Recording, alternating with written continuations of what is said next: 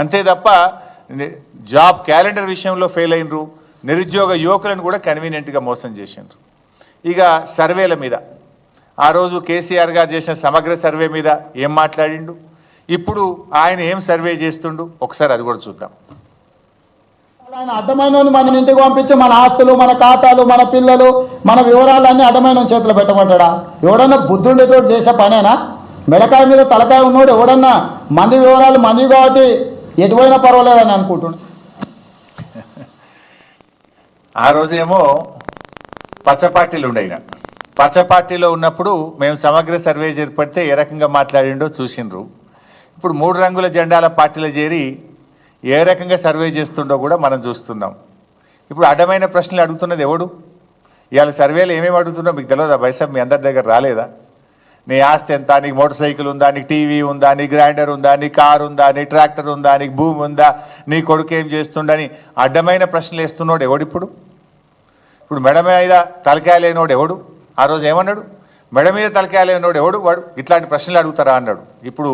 ఇప్పుడు చెప్పాలి రేవంత్ రెడ్డి గారు, అడ్డమైన ప్రశ్నలు ఇస్తున్నోడు ఎవడు, మెడ మీద తలకాయ లేనోడు ఎవడో ఇవాళ ఆయన చెప్పాలి, ఆయనే సమాధానం చెప్పాలి. అంటే నువ్వు ఆ రోజు ఏం మాట్లాడినావు, ఈరోజు నువ్వు అడుగుతున్న ప్రశ్నలు ఏంది, ఈరోజు నువ్వు సర్వే రూపంలో ప్రజల్ని ఏ రకంగా ఇబ్బంది పెడుతున్నావు అన్నది ఆయన నిజస్వరూపం మనం ఈరోజు చూస్తూ ఉన్నాం ఆయనది. ఇక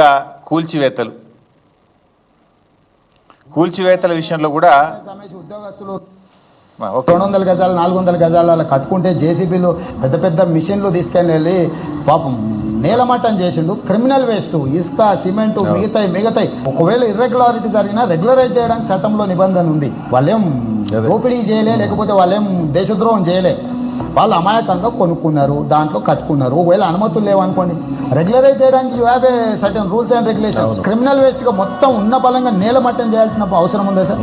ఇవాళ గవర్నమెంట్ స్కీమ్స్ అనౌన్స్ చేస్తుంది.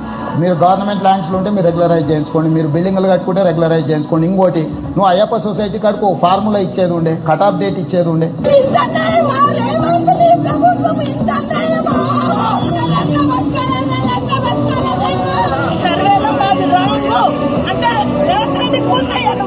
నిలబెట్టడం చాలా కష్టం, పలగొడతాం ఒక్క నిమిషం, ఒక్క నిమిషం.